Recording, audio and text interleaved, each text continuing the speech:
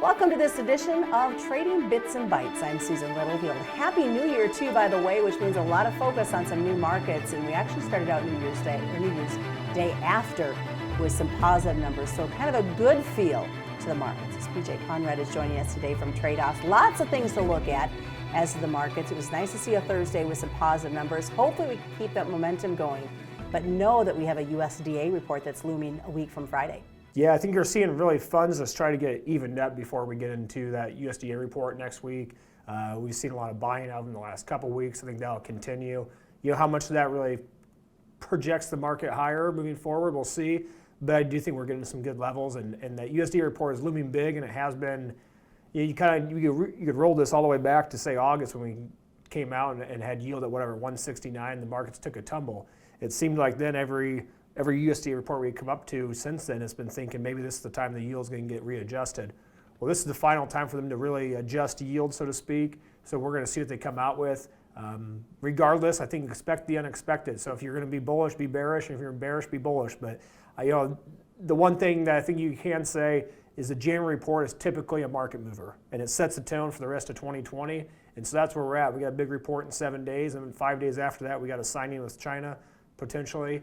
So there's going to be a lot of volatility in the markets in the next 2 weeks, which hopefully give way to more opportunities in 2020. So because of that focus, do we see the pushback of focusing on South America until we get past this? I think we have to. I mean, there's too much stuff happening here in the U.S. market-wise, with the report coming out and then the Trump signing, and then hopefully we get some confirmed purchases and so on and so forth, that South America is kind of the back burner. I think if you looked back, maybe like 5 or 6 trading sessions ago, we were down pretty good in soybeans because of the projected record large South American crop. If that doesn't change, what keeps soybean prices up here unless China buys a bunch? And even then, if South America has a record crop, does China not go there to buy some? So you start looking at 980 beans and the profitability of that if you have to plant beans for rotation issues or whatever else. You really got to start thinking about, hey, do we get the ball rolling here? Mm-hmm. Because even at a dollar under basis like we have had the last couple of years, 880 beans are a lot closer to break even than say 830 like we were this harvest. Well, speaking of the basis, are we going to see any change, any pressure to the basis this first quarter? I think really you look at January, a lot of guys are corn bins, need cash flow, so on and so forth. So you're seeing a lot of corn move here in the front end just because weather's nice, futures price is good, and basis is good. So you kind of got 3 things going for you there, but I think you roll forward past this first 30 days or so, and we focus on, say, February, March, April, May. April, May is already traditionally a good time for basis.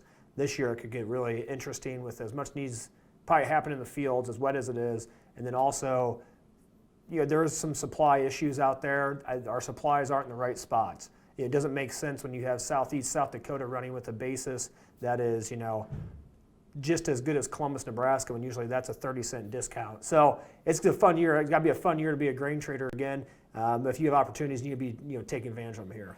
China, they said they need more ethanol this marketing year.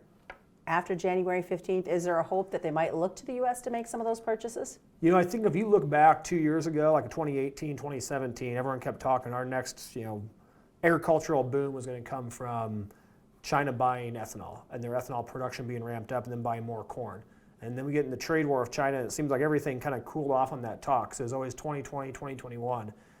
I guess if China actually wants to do that and they want to ramp up their ethanol and they want to have cleaner fuels, that could be substantial. You start looking at how they're going to get to that 30 to 40 billion, and soybeans are obviously the biggest, and I think right in there is corn.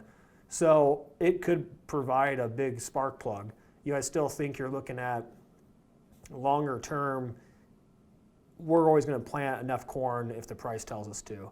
So we're still kind of putting a Band-Aid on probably a longer term problem of we as the U.S. farmers are so good at what we do and so efficient that we're always going to have more corn than what we need until weather tells us and makes us so we can.